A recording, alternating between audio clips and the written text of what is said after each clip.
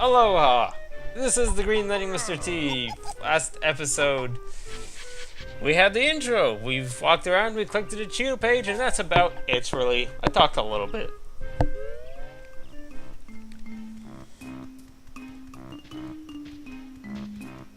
And we are currently inside the Digger Tunnel. And get used to this. This means boss music. This is boss music.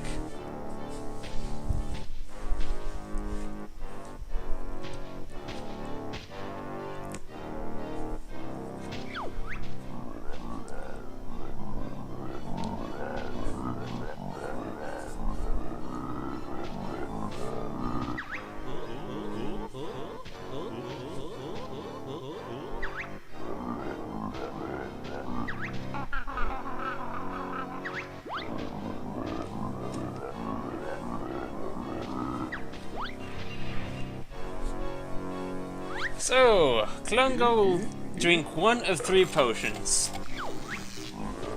It is random which potion he chooses, but it still gets harder the more you face him, because you will be facing him more than once. So in the end, you will see all the potions used.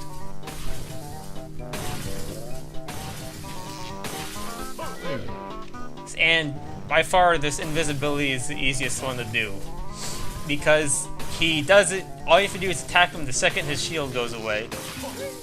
And I failed. Well, and if you actually give him a chance, I never actually let him have a chance, but his potion is a bit defective, where he kind of reveals himself every now and again.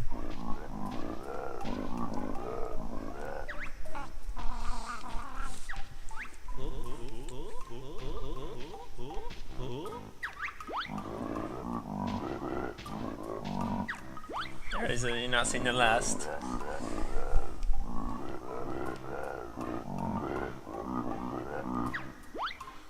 Still can't pronounce his S's. Oh, I didn't even take damage. Okay. So that was Klungo. That was relatively easy. I've played this game how many times? I don't know, maybe at least 10, I'd say. I played through this game. Of course, never... Oh, dang, I did go the wrong way. Of course, never successfully 100%ing the game. Actually, it took me a couple times before I could even get through beat the game. There are a lot of parts that just confused me and stopped my playthrough, where I couldn't proceed because of a certain roadblock. Seem to be using the word roadblock a lot. So, I'm not even, I wasn't paying attention. This is the Ginger Village, right? Well, I know it's a Ginger Village, but I don't remember it saying that it was.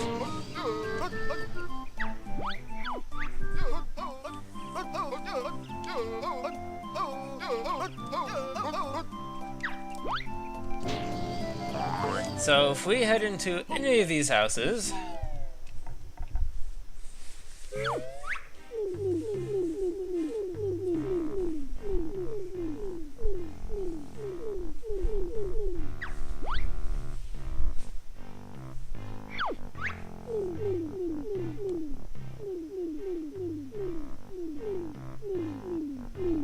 Jingster.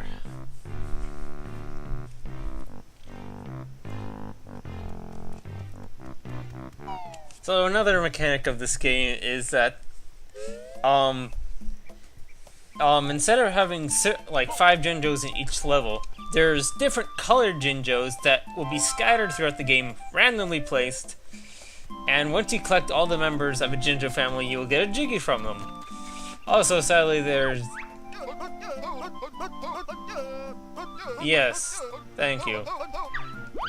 Forgot he had to do that for the sign. But sadly, there are no gray Jinjos. When a huge digging machine flattened their entire house with all of them inside.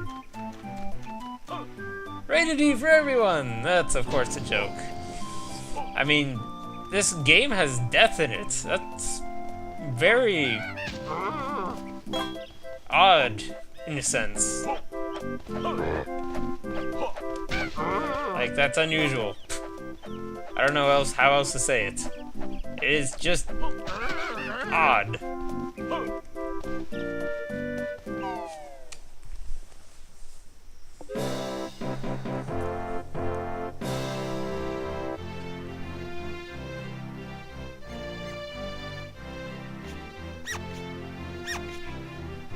It's a weird pet thing.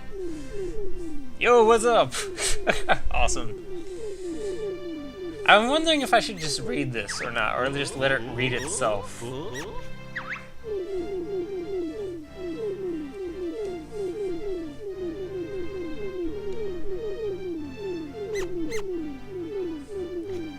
And of course, the main theme of this game, of why you're actually... Oh, it's kind of ridiculous. So the whole point of this game is that there's a kickball tournament that is supposed to be going on, but all the Jinjos have been scared away. So in order to beat the game, you have to rescue all the Jinjos so they can progress with their kickball game.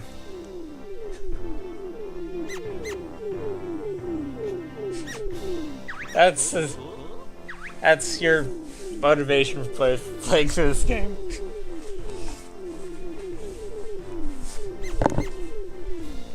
And I think I just hit my mic. Sorry about that.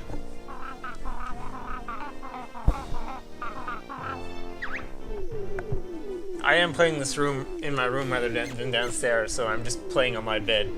I don't have any other place to play it.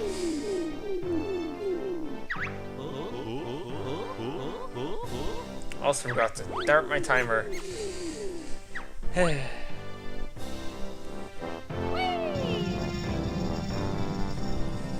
And we get to see Bottle's family in this time. Let's give them the news that their dad is dead.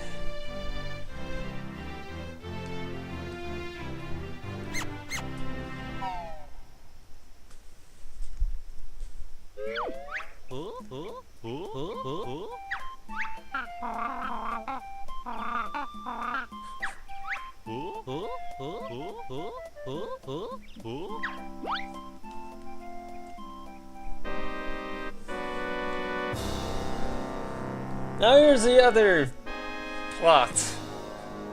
Because did you really think that the only incentive was because of a kickball game? It still is your only incentive. This really is irrelevant. What's going on over here? And I just hit my mic again. I need to stop doing that.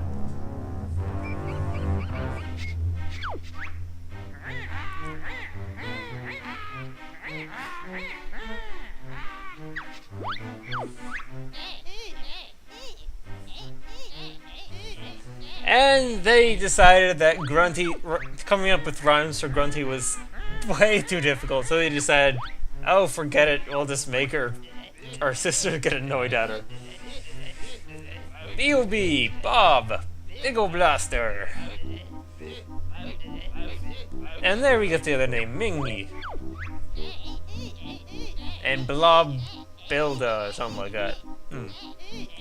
So she's supposed to take a shower of life juice, or something like that, and get her body back. And to do this, they have to get the life force by stealing from other people.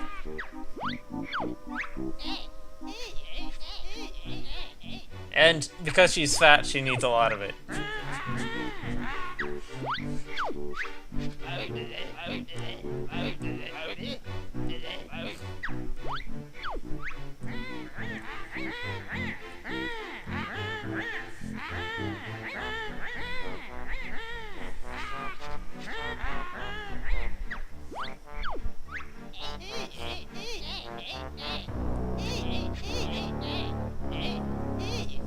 So the two options, blow and suck.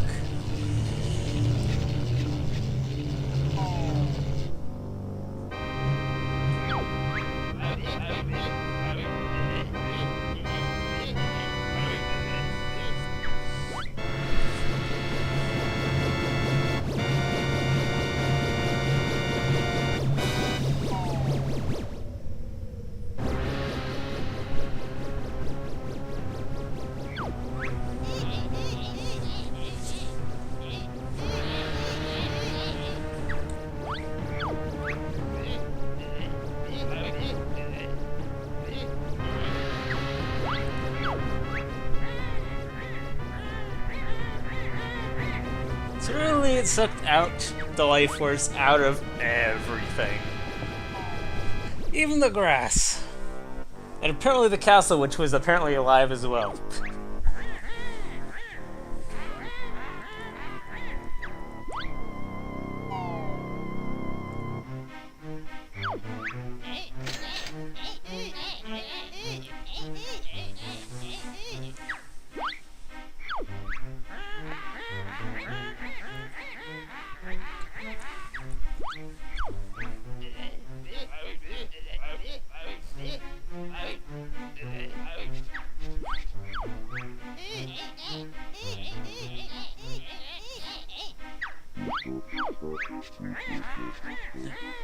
Oh yeah, I guess revenge is a part of it. They didn't kill Bottles.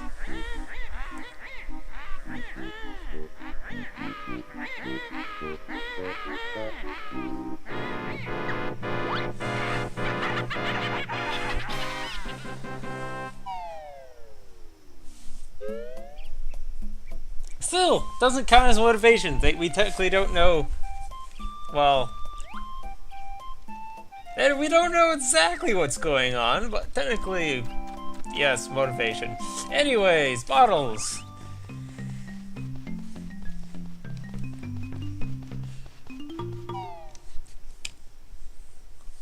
If you head back into the building, you'll just hear random stuff from King Jingling, who apparently has an oddity of strange friends. I'll just say that much.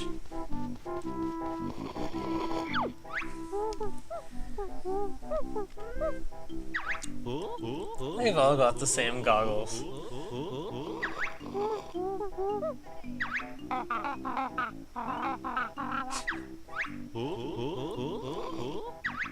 Oh, we just plan not to tell them, is that it? And I love how they have a big BT on them, on the cup, because apparently everyone knows this is the second game. But breaking the fourth wall hasn't been that big a deal in this game anyways.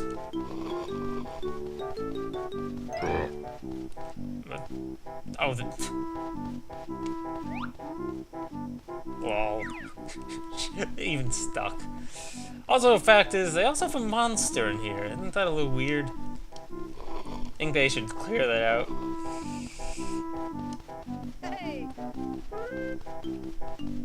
Okay, so cool thing. By the way, this game does have tons of Easter eggs. I mean, right there, plain sight. There's a little bit more hidden ones, but yes, there are. Also, that kind of... Any guesses what kind of character that is based on? It is a hand. Wow. I never noticed that. He has a little Donkey Kong toy. Also, we also get a cool little thing from this guy. We now have the ability to zoom in using goggles. A nice little thing that it's not necessary for the game to progress, but it helps in its own way.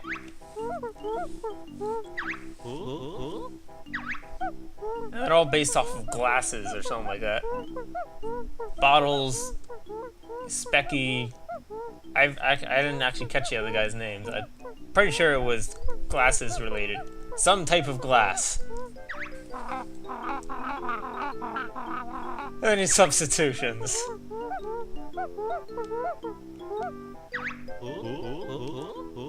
She was.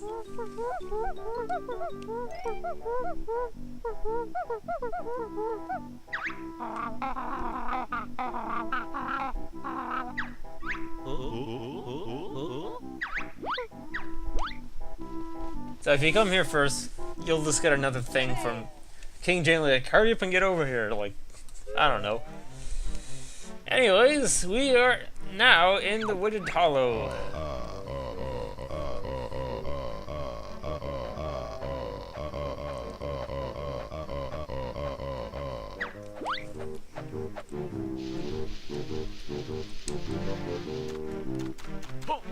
Okay.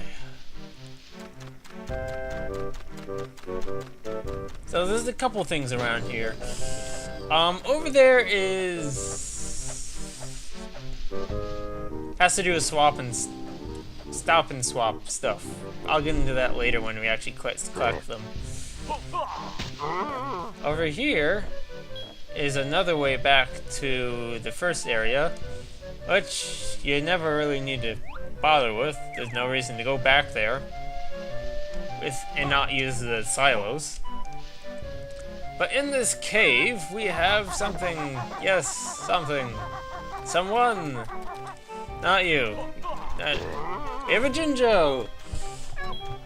And we did not get the all lucky white Jinjo. Okay, volume, please go down for me. Thank you. Why was that so hard?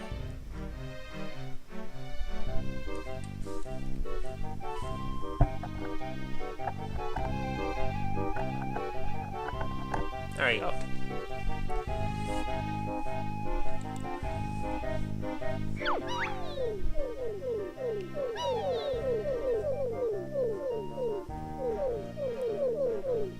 Similar colored. They're all slightly different, apparently. Not really.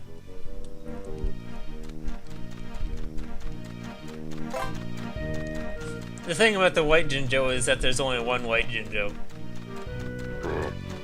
Is the camera like...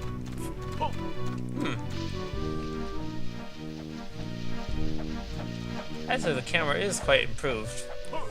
I haven't, I don't know, I'm noticing the camera follows you.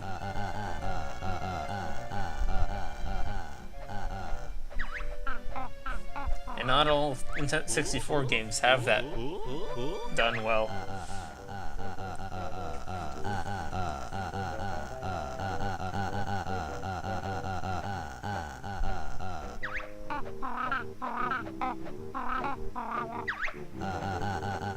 Yep, we're still collecting Jiggies. Also, the fact these are like Jiggy Wiggy people, Jiggy people. Like, there's people based on Jiggies as like a ritual, like religion thing. Oh, and we also can only bring food purchased at McJiggies. That's important.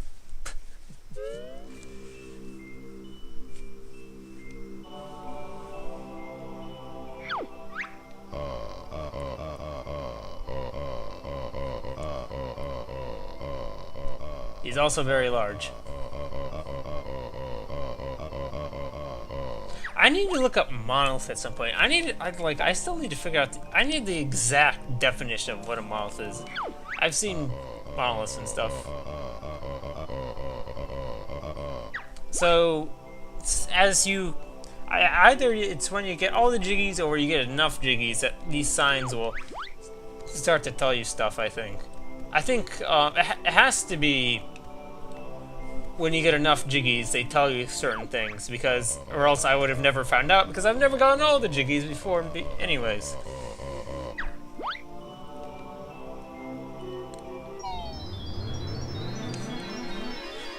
Also, coming back to this game, because apparently this was in the first game, although I just did not know about it until I did the stop and swap video. So basically, in order to access each world, we need to complete a puzzle of a part of that world. It's really cool. I like the fact that they're like moving pictures now. Well, it was moving pictures, and was it? I can't quite remember. Okay, yes. Can you... Oh, apparently it's going a little faster. Alright, so the first one's incredibly easy.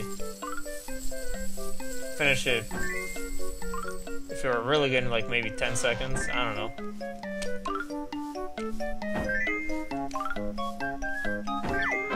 Yeah, okay. Almost 10 seconds.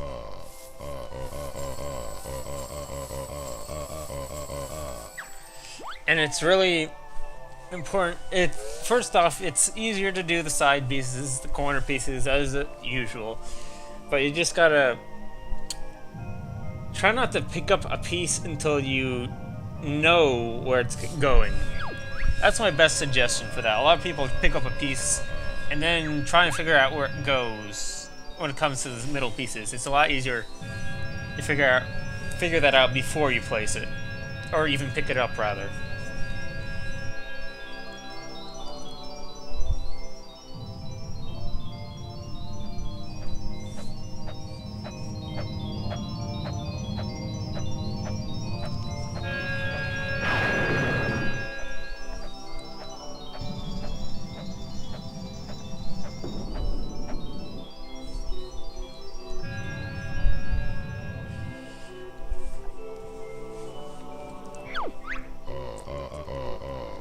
And of course, we only have the one Jiggy, so we can't attempt Challenge 2 yet.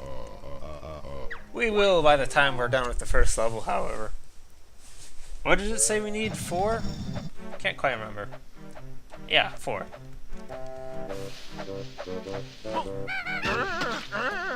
By the way, a lot of the moves have changed a little bit. You'll notice that a lot of them involve having Kazooie do something. That would be important for later.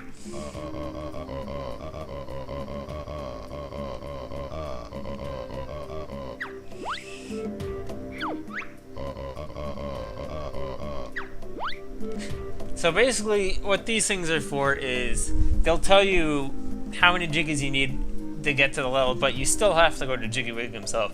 Although they do act as a quick teleporter to Jiggy Wiggy's place, I believe. I remember something about that, but you know, it's not something I've ever taken much notice of.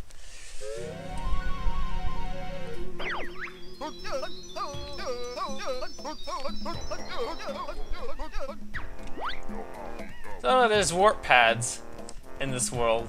A little something to note is that some people view Banjo-Kazooie, Donkey Kong 64, and then Banjo-Tooie as a sort of trilogy. That kind of Donkey Kong 64 is kind of a test run for this game. And if it kind of does add up as either that or the improvements do progress as the games progress. Because in Donkey Kong 64 there are warp pads that can specifically warp you to another place, and in this game they just have warp pads that can warp you to any warp pad. Now here's what I meant by having stuff in bundles. Now all the notes are in bunches of 5, and once you collect them, they're collected. You don't have to collect them all without dying or anything. There really isn't much punishment for dying in this game, other than the fact that you get pushed back either to the beginning of an area or a certain checkpoint. I also think, yes, it's also time to end the episode. So this has been the Green Lighting Mr. T. I hope you've enjoyed the episode, and to you I say, aloha!